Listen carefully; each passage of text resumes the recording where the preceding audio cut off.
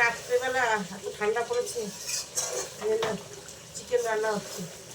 গরম গরম চিকেন আর গরম গরম ভাত। ভাত হয়ে গেছে, এখন এটা হয়ে গেলেই খাওয়া দাওয়া হবে। এত ঠান্ডায় আর অন্য কিছু খেতে ইচ্ছে করছে না, হচ্ছে একটু ঝোল ঝোল আর ঝাল ঝাল করে চিকেন হোক আর ভাত ভালো লাগবে। রুটি হলেও খারাপ লাগতো না, কিন্তু রুটি করবো না, আজকে ভাতই করবো।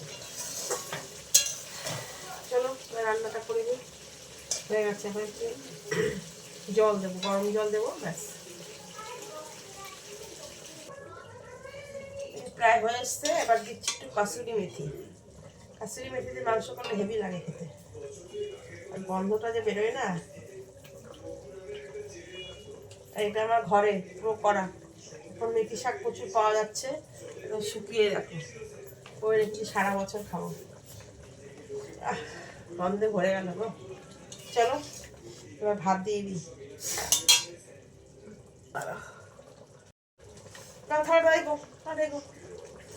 খিদা পেয়ে গেছে।